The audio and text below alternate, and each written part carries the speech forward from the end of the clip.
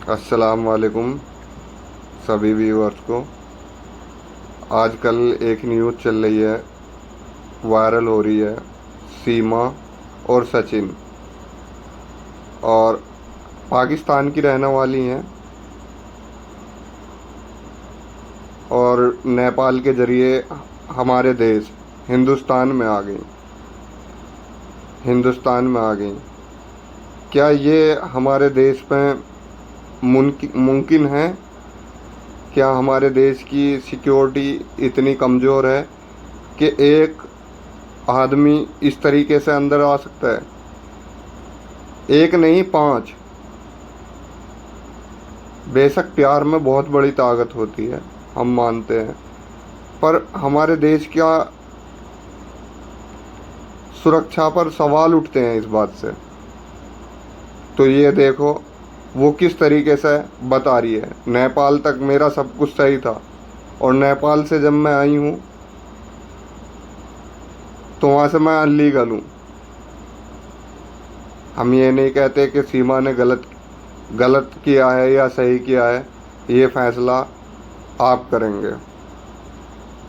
सीमा जी, एक और जानकारी जो लगातार सवाल खड़े करती है वो ये कि क्या आपके पास 6 पासपोर्ट हैं या फिर आधार कार्ड में मिलान नहीं हुआ है? नहीं। जब आपकी गिरफ्तारी हुई थी तो उस वक्त आधार कार्ड से मिलान नहीं हुआ, बताया जा रहा है 3 फर्जी आधार कार्ड हैं, तब शक बढ़ा।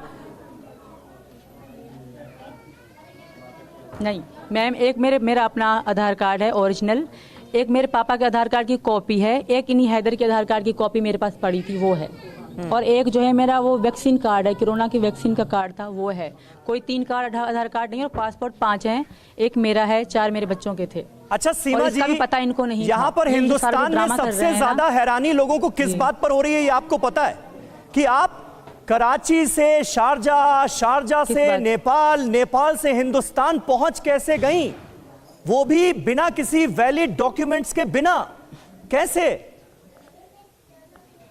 ऐसा नहीं है, सारे जो मेरे कागज हैं सब सही हैं, कोई भी फेक नहीं है। जो नेपाल तक मेरा सब कुछ ओके था, सच सही था, कोई भी मतलब इसमें अनलीगल नहीं था, सब लीगल था। हाँ, नेपाल से भारत तक आना मेरे लिए अनलीगल था, और ये मानती हूँ, क्योंकि मुझे इंडिया का वीजा नहीं मिल रहा था। तो आई कैसे आप भारत में दाखिल कैसे हुई? तो मैं बस से आई थी सर मैम। इन्होंने, मेरे पति जो सचिन हैं वो मेरे साथ थे, कांटेक्ट में थे, तो मैं बस से आई थी मैम।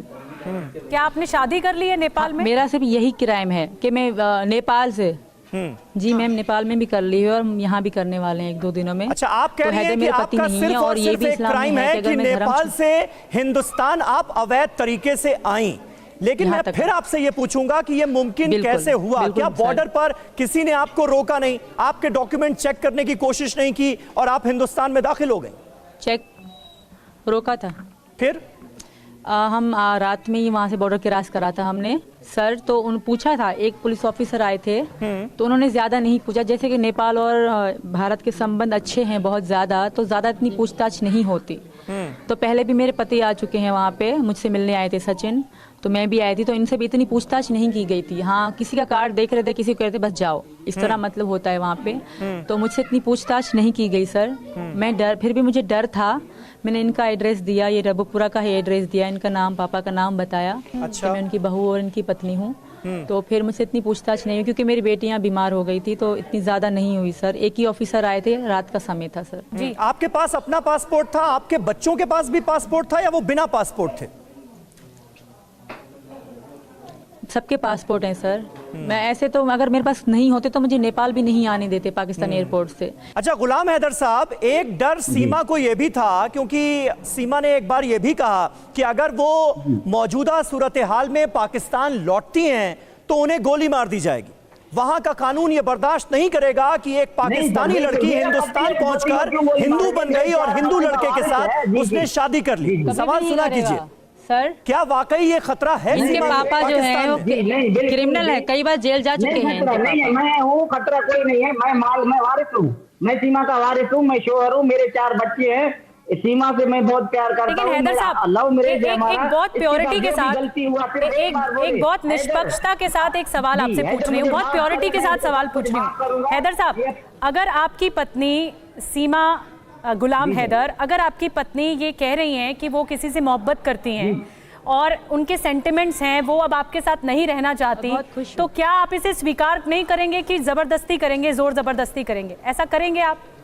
ऑनेस्टली जवाब दीजिए, ईमानदारी से। जबरदस्ती मैं तो हकीकत में हूँ, मेरा वाइफ है, मेरा सेकंड वाइफ सीमा है, जी। किसी और के साथ अभी कह रहे हैं कि कैसे मैं इजाजत दूंगी? मैं इजाजत कभी भी नहीं दूंगी। हकीकत भाई मुझे मैं मान ही नहीं रही, मेरा वाइफ है, मेरे मैं मान ही नहीं रही, मैं डिवोर्स ले रही हूँ, मैं बच्ची नहीं हूँ, मान नहीं रही हैं? मैं डिवोर्स ले रही हूँ। सालों की मेहनत आपको मान नहीं रही है वो शौहर? कैसे नहीं मान रहा है सर? वो पूरा कह रही है कि मान मेरे रहा है, पति सचिन है। कैसे अब नहीं मान रहा है? पूरा तो मान रहा है, पैसे भेज रहा है। हाँ, तो अब अगर तलाक दे देती हैं, ठीक है, चलिए थोड़ा सा और निष्पक्षता के साथ बात करते हैं। अगर मोहब्बत करने के बाद, हैदर साहब, मोहब्बत करने के बाद, सचिन से मोहब्बत करने के बाद, अब अगर वो आपको तलाक दे देती है तो आप दे देंगे तलाक उनको?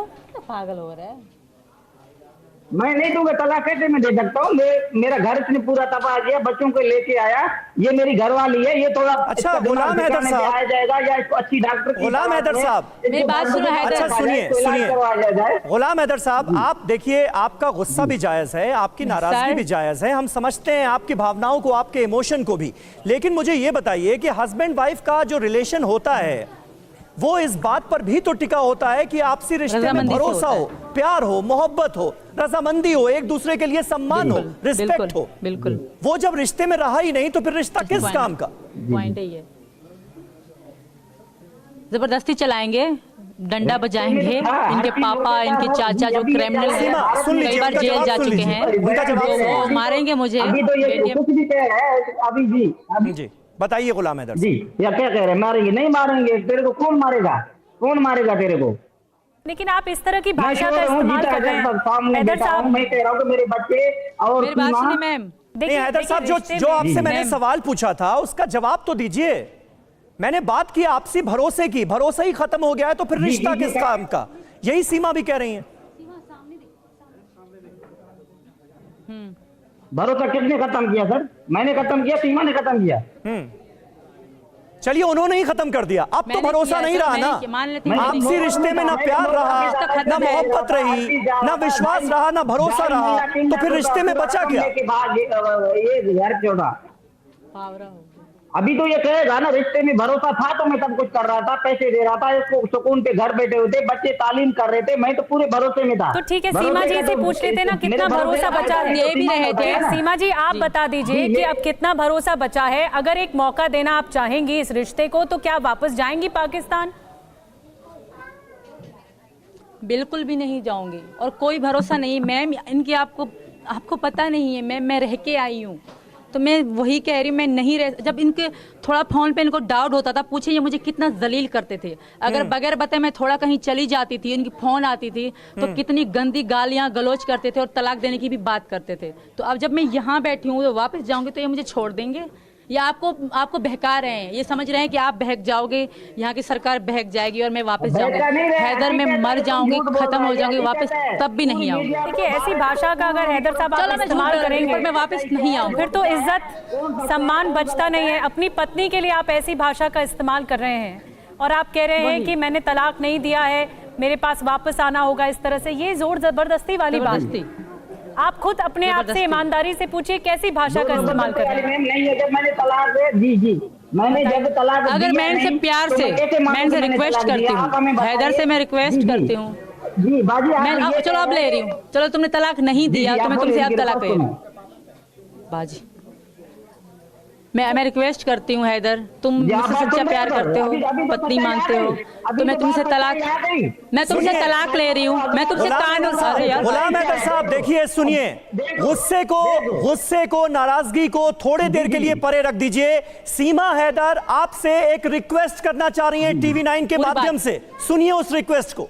सीमा, हमें रिक्वेस्ट करना चाहती हूँ, अगर ये मेरा और मेरे बच्चों का अच्छा फ्यूचर सोचते हैं तो मुझे छोड़ दें, या इस तरह की बातें बकवास करना छोड़ दें। जाऊंगी तो मैं अब भी नहीं, इसके बोलने से भी नहीं जाऊंगी। मैं फिर भी रिक्वेस्ट करती हूँ कि मैं, मेरे बच्चे सचिन के घर वालों के साथ बहुत खुश हैं, और सचिन मेरे बच्चों को इनसे ज्यादा अच्छा ध्यान रखेगा, इतना भरोसा है। वो कह रहे हैं कि उनके यहाँ बच्चों के यहाँ की गवर्नमेंट भी हमारी सपोर्ट कर रही है कि आपके बच्चों को अच्छे स्कूल में पढ़ाएंगे।